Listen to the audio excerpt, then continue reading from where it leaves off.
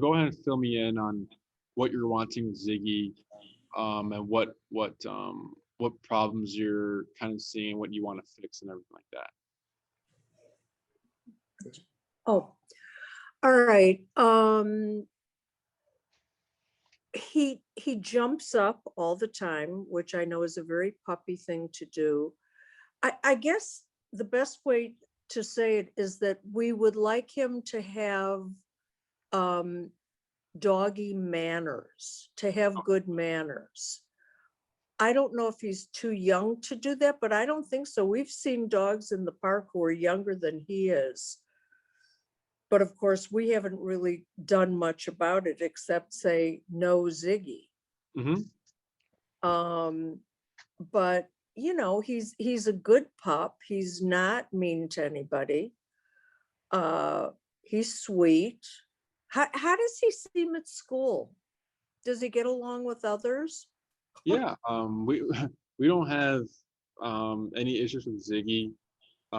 Here and there he'll whine because he wants to play or he sees dogs playing. So like when he's resting in his kennel after he's finished playing, he kind of he'll sleep and then like he'll wake up later and then he'll start whining, wanting to go play. But we let him settle first, and then once he's kind of calmed down, then we let him play. Because if we reward or if we let him play while he's whining, then we're rewarding him for the whining, then it could be bad. Right. He'll just start to get needy. So that's the only thing that's like we notice. But other than that, he plays well. Um, doesn't jump too much with us. Maybe if we excite him, but we're not really his buddies, so he doesn't really have the need or want to jump on us. Except I think in like the mornings when you drop him off, he'll get really excited and happy to see us, and then he'll jump. Yeah. Yeah, and then no issues with the dogs, no issues with the handlers. Um, um, yeah.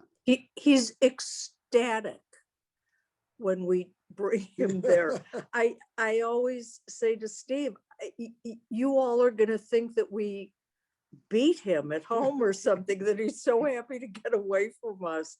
But we're just thrilled that he's so happy to be there. Yeah, it's good.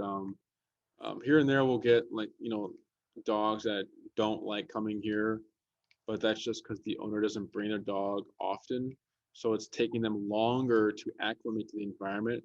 But Ziggy's been coming here since he's a little puppy, so and he's coming here frequently, so he's acclimated. He knows what this place offers and what it means, and playtime, rest time, playtime, train time, all these good things. Yeah. Is there, Enrique, is there anything you are seeing that you think needs attention? Just like the kennel, when he's wanting to play, he'll start to be vocal. um, just that's all. I mean, we don't when we're walking him, it's just like from point A to point B. So like we're not going on an actual walk to see how he is on walks. Yeah. So for here at the facility, it's probably like just the kennel stuff. But what about you guys? Is it? I know the jumping, and then I know you said that he still pulls on the leash. Is that still happening? Yeah, even with the gentle leader, first of all, he hates the gentle leader, which I can understand because it's weird. it's weird and it's trying to control him. But it doesn't really do much good because he's still pulling. And we actually were, I don't want to say looking forward. I'm not looking forward to him getting zapped, but I'm hoping that other type of collar will be more effective in getting him just to be, what would you say? Just to. Yeah, I mean, but I think when you compare the gentle leader to just the regular collar, the gentle leader does definitely improve the situation. Like when I walk him at night, he is not, I mean, he does pull, but then with the gentle leader, if you shorten up the leash, Yeah. he's much better at that. But I know he hates it. It's, you know, it's, will you tell us a little bit about this electronic collar? We're not, we don't understand how this works and how you use it and what it's supposed to be doing. Is that the kind of thing where you would train us to use the collar? Yes. Okay. So just to kind of backtrack a little bit. So that the gentle leader, it's supposed to have more control, like you said, but the gentle leader can't really correct him for pulling, so that he's not getting disciplined when he's pulling, he's just getting pulled back, you know? So that's where like the gentle leader kind of like won't work in those situations. You can't correct your dog.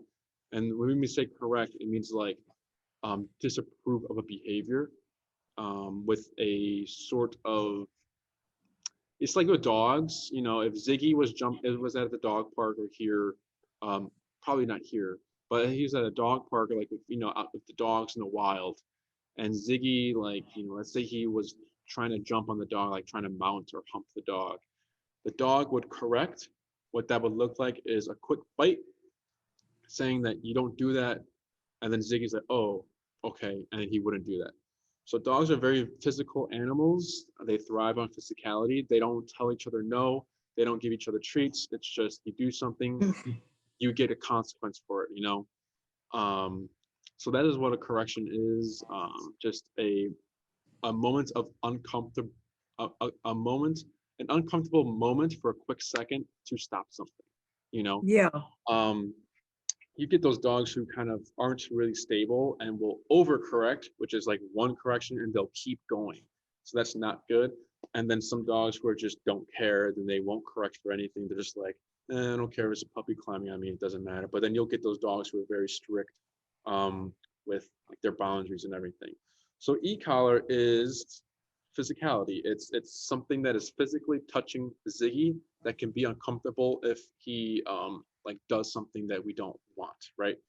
Have you guys ever been to a physical therapist? Yes. Have you ever had like the stim where they like move the muscle, like they put these patches on, like they move the muscle? No.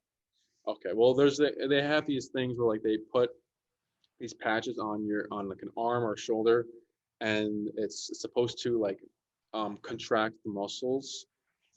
It's called a TENS unit. Like they have it at Walgreens, or like you see those commercials, like, you know, get a six-pack overnight, and like they put it on your abs, and like that moves your abs. Like you're supposed to get a six-pack, but it's called a TENS unit. All it does is just contract the muscles. So like at the physical therapist, when they're using it on clients, what they do is they apply it and they start raising the level, and they tell them, you know, let me know when it's too high or when it's too uncomfortable. And once Kyla does that. Say it again? Our massage therapist, she has a machine that does that. Yes. Like it feels like almost like little needles or something like that, you know? Yes. That, yeah. Yeah, so like, you know, they I tell, don't remember that. Okay. yeah. Yeah, they have it. If you, I don't know if you guys have used it or not, but it sounds like you felt it because you said you described it as little needles. Yeah. Yeah. Well, I don't know. I have absolutely no memory of it. So Yeah. I take Steve's word for it. So yeah, when they're working to find out what number to have it on the client, they go up, up, up, and the client says, "Okay, that's enough. Like I can feel it, and I'm a little uncomfortable." And they go 2 levels down, and then they just let the machine do its work. The way they do it is very similar to how we do e-collar. So e-collar is a TENS unit. It's the same technology. It's a muscle contractor. So like if I had it on my hand, like the box, and then I was going up, up, up on the numbers, you would eventually just see like my thumb twitch like that as I'm going, you know. It can get uncomfortable. as we raise the level. Um, so that's what an e-collar is.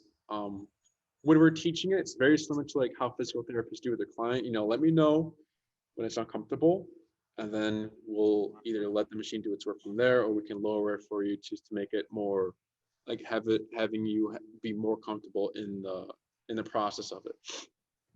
So for Ziggy, we do the exact same thing where we, you know, our e-collars have 127 levels. Um, Other collars have 5 levels, and they're cheaper and they're not really good.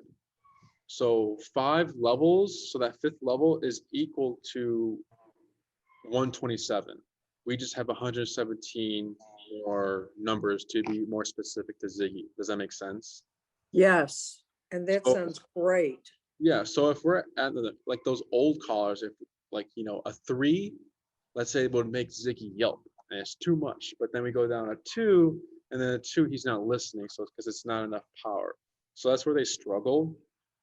And then some, I think the old style ones, like old, was actual like electricity going through the dog. But Jesse likes to call these e-collars electric, but not electricity. So like I said, it's a muscle contractor. It only affects whatever the 2 probes are on, like right here. Ziggy won't feel it go through his body, right? Um, so yeah, we would find whatever numbers Ziggy would give us. So like just from looking at Ziggy, I can't tell you what his number would be. He would let us know day one on training. But if it ends up on if he's on a low level like 10, then he's a 10.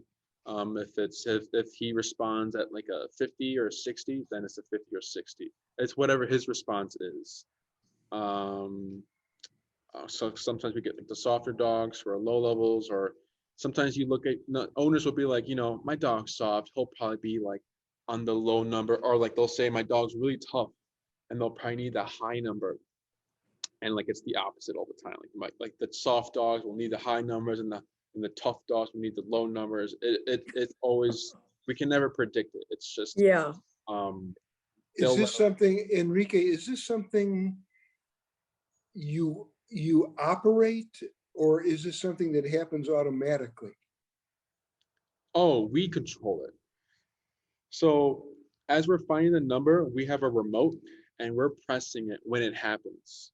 So even though we have the remote and we're doing it, Ziggy will never know it's coming from you guys. Um, um, yeah, he'll never know it's coming from us. Um, and okay, so we're teaching him that he is the one that makes it turn on and turn off. So once he realizes, oh, all I gotta do is this, and then it doesn't happen, and then I just can't do this, so I don't get consequence. Then you start to see him like know what e-collar is, and that he's the one in control of when the stimulation occurs and when the stimulation goes away. Does that make sense? Yeah. So if he does something like, just say we don't want him to jump, but he starts to jump, so you press the remote, Mm-hmm. then he goes, it's like, but if you didn't press the remote, he wouldn't be corrected, right? I mean, he could jump on somebody, and if you didn't press that remote, it's just like nothing, right? So there's a process. So once we go to the first lessons of how e-collar works and how he understands it, then we can move into correcting behaviors. So for behaviors, what we want to correct, so let's say, because we have elimination and control. For the jumping, I'd imagine you guys would want to eliminate that as a whole. You just don't want 0 jumping, right? Yeah. Yeah. And let's say Ziggy also barks at the window when guests knock on the door, or like when someone passes by. Sometimes owners like the barking because it provides like a security to the home. But then let's say Ziggy keeps on barking, and you're like, okay, well, I already know someone just walked by, the person's gone, he's still barking, then I need to stop that. So that's controlling versus Jumping, we just stop, we just eliminate it. That's elimination. So the way we kind of go about it is, when we want to eliminate something, we just correct. We don't say no, we don't say enough. It's just correcting. When we want to control something, we say like enough and then correct. So that means that Ziggy will keep barking until he hears the word enough. Now, if we wanted to eliminate the barking, we wouldn't say a word, it'd just be correcting.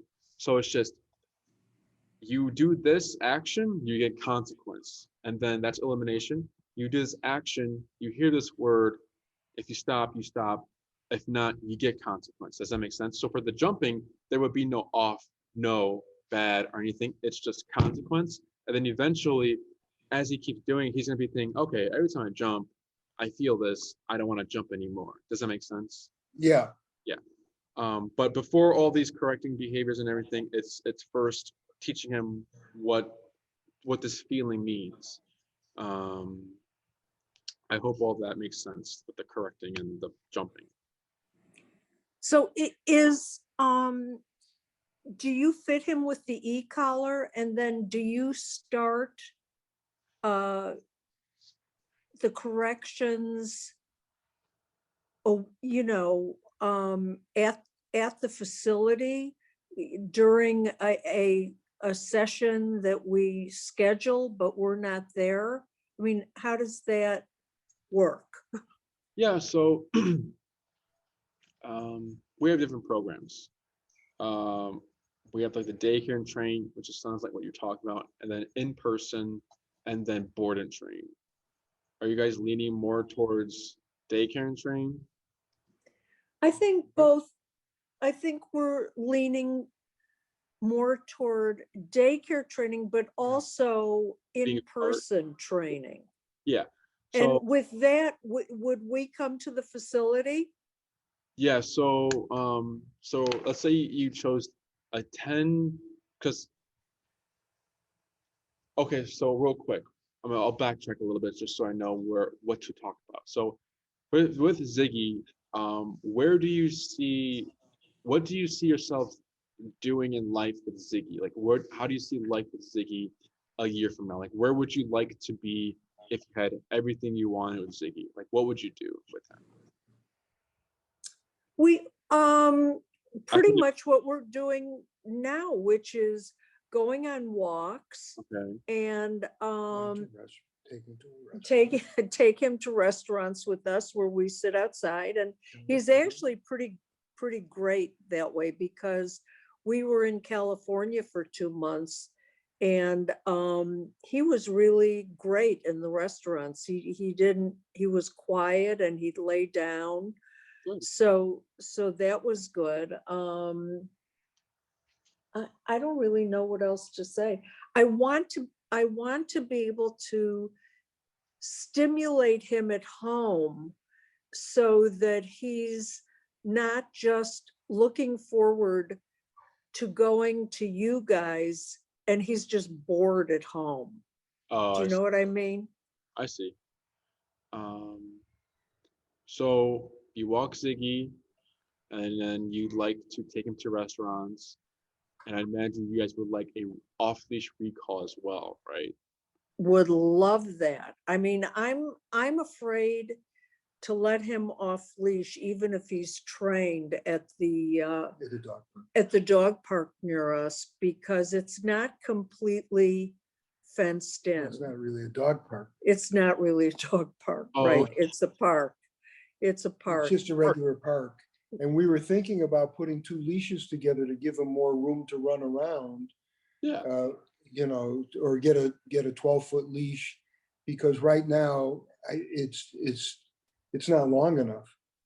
Yeah, I think we need more like a 20-foot leash. Yeah, we in our programs, we require owners when practicing recall to purchase a 30-foot long leash.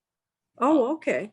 So if you're thinking about getting a longer leash, I'd opt for the 30-foot, since we'll be working 30-foot in the program. But that's Okay. good that you walk Ziggy, restaurants, and then We play with him at home. yeah. So you know, in-home stuff, walking around, um, you know, you want to have more control when he's like out in the open, and then the restaurant. So the reason why I ask these questions is because just to kind of see what program, or how long your programs would be. So I'll use in person for example. So an in person, which is one-on-one, or daycare. I'll go through all the programs just so I get you guys familiar with all of them. So the in person is a one-on-one. We meet for 1 hour a week at Oz Park or the facility. Oz Park is like the busiest park in the city. So if we can train Ziggy and work him at Oz Park while there's dogs, fireworks, baseball games, bikes, rollerblades going around, then you can basically train Ziggy anywhere. So one-on-one for an hour at Oz Park. And since how our programs work is, so we have the 6-week program where we meet for an hour for 6 weeks. 6-week program covers the heel, which is like the walking, with a leash, no pulling, and then come when called. The 9-week program is heel, come when called, and we give you stationary commands to help you guys at restaurants. So let's say you wanted Ziggy in a down position, and he is to lay down in that position for whenever you guys are done eating. So that's the 9-week program. Then there's the 12-week program where it's to do all those things, and then you also want him off leash trained, like when you go on hikes, or like in the field where you want him to roam around, and then you want to say, you know, you want control off leash. So that's in person. Now the pros and cons for in person is that the pros are it's all hands off. So I wouldn't touch Ziggy.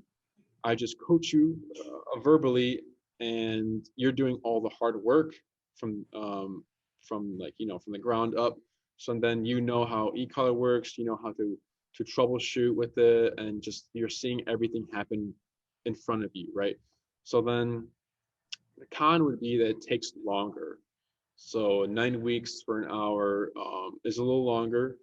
And then we record everything. So that's what I'm asking. Where do you see yourself, or what would you like to do with Ziggy?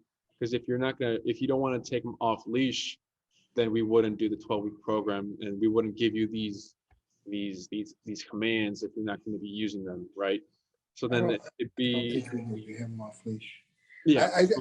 I'm very nervous about off leash. I mean, it's just there's too many distractions. If he, God forbid, runs out of the park, what are we going to do? We can't run after him. He does come when called. I will tell you that you must have done that there. You must have taught him that, or somebody, because when we do that, he comes running. So that is not an issue. The idea of heel so that he doesn't pull down, you know, because when we take him out, if he sees another dog, he is so excited. He'll get up on his back legs and get his front feet off the ground, straining to see that other dog. You know? And he walks on his back legs like a circus dog. He literally does that. He'll just like hop to see another dog. I see. Yeah. I have a little different point of view. I would be more inclined to do the off leash so that we have that possibility, so that we have that, you know, under our belts, so to speak. Maybe you could do something like that, like at Olive Park or something where it's all enclosed. Yeah. Well, they just go to Oz Park. Is Oz Park completely? No. Oz Park is a big public park. It's open all over. Oh. Yeah. So the off leash stuff is like up to you guys where to practice that, because even if you choose the 9-week, let's say you choose the 9-week, or just let's say you just choose, like, you know. So in other words, we're when we start the program, we're already training for off leash because we're not using the leash, we're using the remote. we're teaching Ziggy to respond to the remote, not the leash, right? So then if you wanted to practice in an area where you can do off leash, but have it enclosed, it'd be like, like a tennis court, a backyard, before you do that. But there's no, I don't see an issue with having off leash.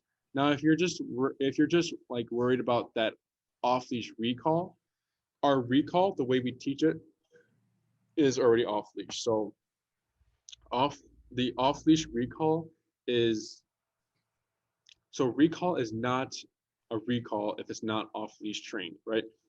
So even if you do like the basic like 6-week program where you walk Ziggy and then you need a recall, that recall, it needs to be off leash trained, or else it's nothing, but if the 12-week is more like you have him in a heel off leash, and then you have these emergency commands to, like, let's say he's across the street and you need him, you can't do a recall if he's across the street, right? Because there's cars.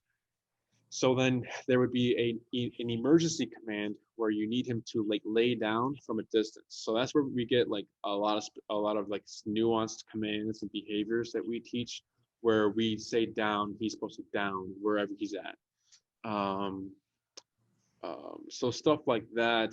But I know what you're saying, Beth, where like, if we're worried about having him off leash, or what will happen off leash, because we can't account for life, right? So we can't, because what if like he breaks from your regular collar, right? But you have the remote.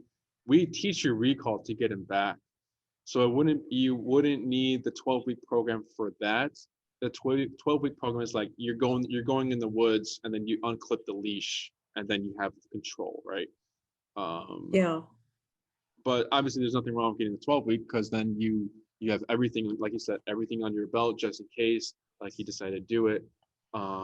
It's up to you guys. But I'm just letting you know that whatever program you choose, the recall will be off leash trained. Does that make sense? Yeah, I just think that it'll give us more freedom to do more things with him. When we're in the desert, it would be amazing to be on a walk with him in the desert where there aren't any cars, where we could have him off leash. He wouldn't get hit by a car, but we would want him to stay close to us. Yeah. And I love the idea of him being able to run around. We live on the 47th floor of a high rise. So in order to get outside, we have to get in an elevator and go down 47 floors. So we can't open the back door and let him out. Yeah. So I just want to be able to provide him with some freedom, although, I guess it would be controlled freedom. I think we should get the longer leash under any circumstances. Yes, you'll get that. Yeah, in any program, you need a long leash. Any program. Okay, and we just get that online, I take it? Yeah. It's a 30-foot regular nylon leash. It's off Amazon. We recommend Amazon because they sell them for cheap. So that's in person, right? That's like one-on-one for an hour a week, whatever program you end up choosing. So if you choose 12, it's 12 classes. And then the daycare and train, very similar to the Puppy Head Start program, where you just drop Ziggy off and we do the training, and then then Ziggy goes home. With the daycare and train, we record, like Puppy Head Start, all the first sessions with e-collar, so that you're seeing how Ziggy took e-collar. And the videos will be of me, so I'll explain what topic is, what to expect, and then what to do, and then we'll do it. And then after that, I'll say what happened, I'll explain everything, and then I'll say how to practice at home. So once his week one videos are done, or like the first introductions to the commands, it's uploaded to YouTube. You watch the whole video. Once you watch the whole video, you can start practicing. And then you also get a lot of follow-up time so that we can transfer everything to you, which is a con of the program, where since we're training him here, it's the training is tied to us. So that's where the follow-up lessons come in handy, where we need to transfer everything to you. Now, it's not difficult to transfer the training to you guys if we're the ones who did it, because e-collar training is very transferable, very transferable. So, for example, when we work with couples in person, the first partner would go first, right? Or yeah, partner number one would go first. And the partner number one always does the hard work because they're the ones going first. After they do the hard work, they switch to the partner number two, and partner number two doesn't have to do like any of that hard work partner number one did in the beginning. So it's very transferable. It's the press of a button. So you know, if you're stronger with Ziggy, if partner number one is stronger with Ziggy, like pulling wise, and he can control him more, but then partner number two, let's say, isn't firm enough, then Ziggy knows, oh, I don't need to listen to mom because mom isn't, strong enough or whatever. You're right about that with mom, because I'm also the softie. Yeah. So yeah, let's say you're softer with pressure. He knows that. With e-collar, you won't get the Ziggy's good with him, but not with me. You won't get that because when you press the button on 30, it's the same if partner number two presses the button on 30. Does that make sense? So yeah. Daycare and train, it's tied to us, but we transfer everything to you. We record everything. You get a lot of follow-up. It's faster. So that the 10-day bundle is equal to the 9-week program. So in 10 days, we can get 9 weeks done here. It's faster, but like I said, the con is it's tied to us. And then let's say, because we only record the first session. So let's say we do a session the next day. He already knows everything, so we're not recording.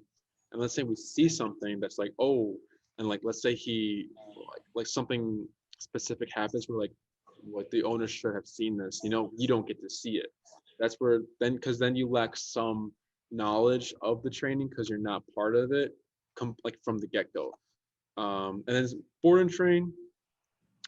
It's very similar to the daycare and train. It's just Ziggy is now spending nights here. So board and train goes like 1 week, 2 week, 3 week, 4 week. The 4-week program is the off leash, equal to the 12-week program of the in-person. We record every single lessons for the week. So first week would be short leash phase, second week long leash phase, third week long leash phase, dragging in the playpen, and then no leash in the playpen for that. And then we also take him to a park, and we kind of make a video there, like how we use the commands in this setting, realistic setting, and how it looks. Pros, we get it done faster. Cons, you're not. It's the training is tied to us. Yeah, we would not want him to board. That much we know. Okay. So if it takes longer, And Enrique, when you talk about 10 days daycare, does that mean 10 in a row, or how does that work? So 10, the 10-day bundle is like puppy head start. So we're telling owners to bring their dogs in so we give them the days to bring them in, right? So it'd be like Monday, Wednesday, Friday, just so we don't get like a whole bunch of dogs, a whole bunch of like daycare and trained dogs at the same time. So then it's like, because I come in later in the day, and if I get like 4 daycare and trained, it's going to be a little difficult to get through all of them before pickup starts. So we give you guys days, let's say Monday, Wednesday, Friday, right? Now, if you miss a Wednesday or if you miss any of those days, you still have the bundle. Like it doesn't go away. Like I said, it's very similar to like the puppy Head Start program, where you bring him in, you work with him. If you don't bring him in, it doesn't affect the training or anything like that. Does that make sense? Yeah, I think that sounds good. Steve is nodding, which you cannot see. Oh, okay. But the daycare and train, let me see if I can pull it up.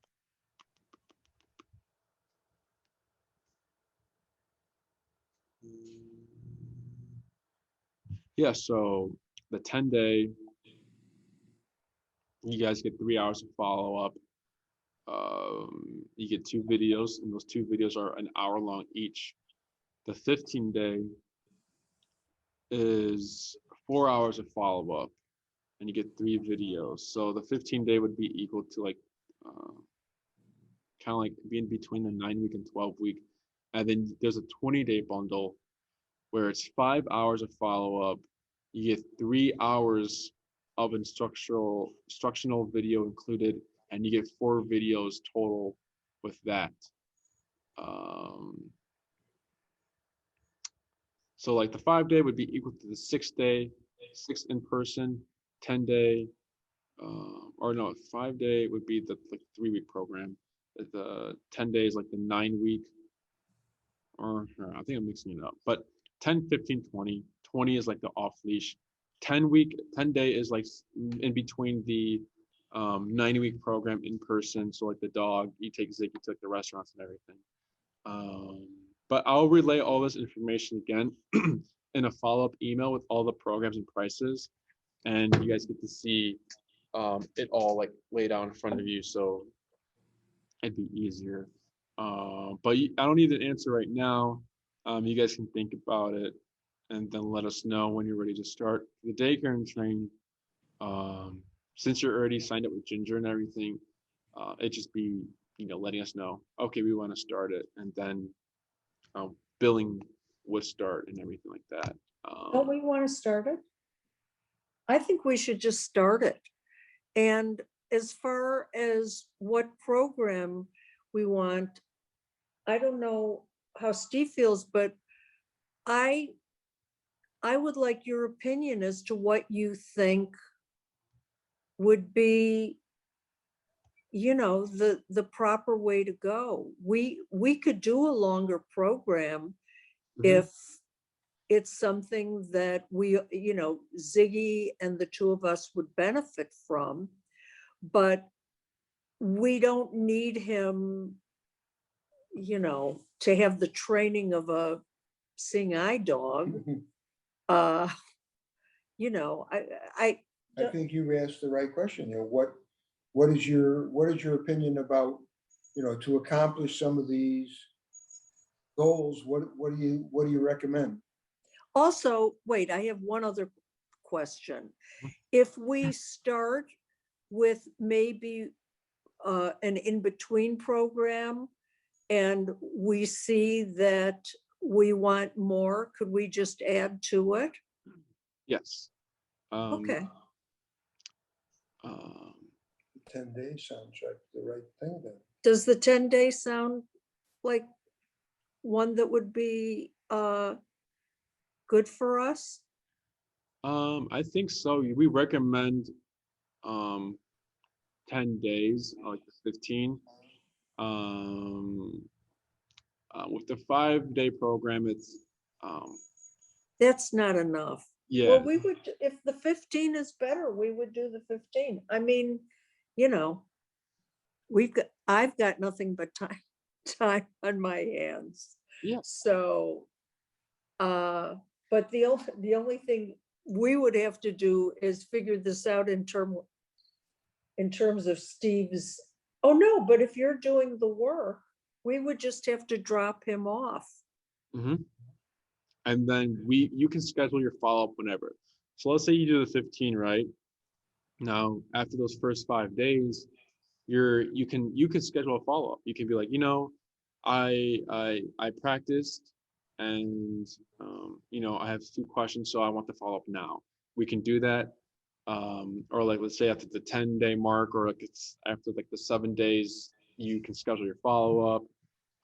So the follow-up is whenever you guys want it. It doesn't need to be when he's done with the program, so that you can just be more part of the training with that. But for what you guys are looking for, I think the 10 or 15 will be good for you. But if you're looking for like the off leash life, that's more like the 20-day. But with the 10 and 15, clients are very happy with it. I quote one client said it was life changing. So, you still get the same results. And everyone here does a session with Ziggy. So Ziggy doesn't get one session a day. Ziggy gets, like, me, Andy, or whoever's here today. We all do a session throughout the day. I'll probably do like 2 sessions just to make sure everything's going well. But yeah, I think I would have to check to see if there's, because for the collar, I'm thinking of Ziggy. It's the little one for the little dogs, 280C. We sell the collars, so like if you wanted to start, next week, I would have to check to see if we have the collars, and then you can just bring them in, and then we'll invoice you for the program and the collar, and then we have the collar here, so we don't need to wait for like you to order the collar or us to order the collar, if that makes sense. But any other questions, either about e-collar or the programs? Yeah, I'm thinking it's like 10 or 15 for you guys, like you guys said, like 10 realistic. And so if you want more, I think maybe the thing to do is to start with the 10. And if at the end of the 10, we think that there should be more, we'll add more. okay. If that works, that's what we should do. I have to double check to see if there's any, like, would it affect anything if you bought a 5 after that, or like how that would work. But I don't see an issue with it. I'll make that a question to ask Jesse. Okay. And Okay. like program wise, like how would that work? Training wise, it'd be fine. Well, did you just ask us that? Oh no. Oh, no. I'm making a note right here. Sorry. Oh, okay. And as far as the collar goes, as soon as you can, if you want to do that next week, that's fine. We're ready for it to start whenever you're ready. Cool. That's good to hear. I think Ziggy will be fine. I don't expect anything from Ziggy with the e-collar out of the ordinary, I should say. I think he'll be great. Do you guys have any questions about the e-collar and or programs? And then our follow-ups would be at Oz Park, if that works for you. Just Sure. so we can put you guys in a situation or like a scenario where it's I guess testing him, seeing how he is in this environment with you guys. Okay. Any questions? Do you have any other questions? No. I think that I did think of something. Of course, now it just flew out of my head. Oh,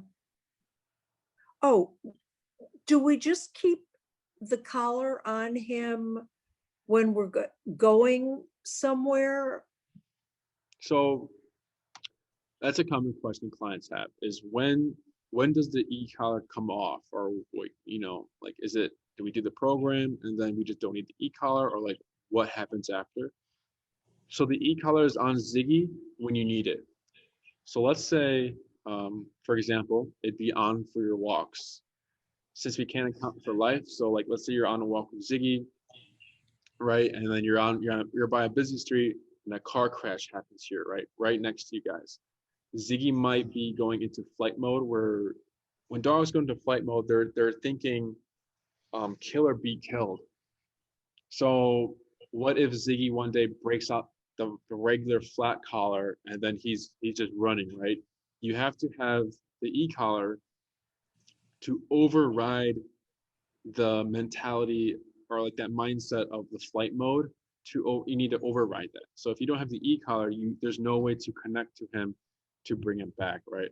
So on walks, e-collar's on, since we can't predict what's going to happen in life on these walks, right? Now, let's say we go to the training, and then, or let's say right now, like I think you said he's fine in the house. Let's say, he's an angel in the house. You don't need the e-collar on in the house then. Now, are you going to be using the e-collar all the time, like actively pressing that button on your walks? No. The more you use the button now, the less you'll need to use the button in the future. So for example, Jesse's dog is obviously completely well trained. He only presses that button, like, I think he said like once every other month, just like once. It's there for emergencies, but you shouldn't be actively using it. If you're actively using it, then there's something with the training and other details like that. But e-collar's on when you need it and off when you don't need it. For another example would be if you're having guests come over and Ziggy's going to be jumping, you collar him up 30 minutes before the guest arrives, correct whatever needs to be corrected, and then let's say you start to realize that, okay, we just need the e-collar on when the guest comes in, and then after that he's fine. And then that's what it would be. Collar him up, correct. Then you can take the e-collar off, and then he's settled throughout the whole night with the guest there. Okay. Does that make sense? Yeah. Yeah. So it's on when you need it. Another common question, unless you guys have another question. No. Go ahead. Another common question owners would have is, when I take the e-collar off, like my dog like forgets everything, like forgets the training, he starts jumping and doing all these things. It's called opportunistic behavior. It's just like a nature thing. So for example, Jesse will use the example of to the owners, like, do you drive on the highway? Most owners drive on the highway. And then the next question would be, do you go the speed limit? Most people don't go the speed limit on the highway. Now, once they see a cop car or a squad car parked on the side or like, somewhere, once they see that cop, everyone starts to slow down, right? Right. So same thing with Ziggy and just dogs in general. We like to call the e-collar a cop on a collar. It has nothing to do with the training. It has nothing to do with how you guys practice. It has nothing to do with the e-collar. It's just nature. If we can get away with something, we're going to get away with it, So that's just a heads up there. If you notice that, we'll give you other tools and to put under your belt to how to fix these situations, like in the home. If you're having trouble, we give you other options and tools so that you're not so reliable on the e-collar itself. Any questions? No, I was just going to say that we already have a lot of practice with that because we have 7 grandchildren who know that the rules in our house are not the same as the rules in their house. And when they're here, our rules apply. So yeah, we're pretty good with it. We're the cop on the collar. We are the cop on the collar. Yes. That's right. Yeah, that's good. All right, well, that's great. You'll let us know the prices and whether, it's possible to extend the program, if we get to the end of the 10 and we say, you know what, it would really make sense to do 5 more, whether that's okay. I don't know. You've done a great job of explaining everything. Honey, do you have anything? No, you just tell us when. You should let us know when we can start, give us our days and fit Ziggy with the collar and we're ready to go. Awesome. But yeah, keep a lookout for that follow-up email. It should be sent out like around tomorrow, if not tomorrow, the next day. Okay. And then I'll see if adding days would affect the follow-ups or anything like that, or like the program itself. other than that, if there's nothing else, it was nice speaking to you guys. I'm looking forward to working with Ziggy here. It'll be fun. He Uh, is too, believe me. um, anything else? No, I think that's great. Thanks a lot for your time and have a great evening. Of course. All right, you too. Thank you guys. Okay, Bye-bye. thank you. Bye. Good night, Enrique. Good night. Thank you.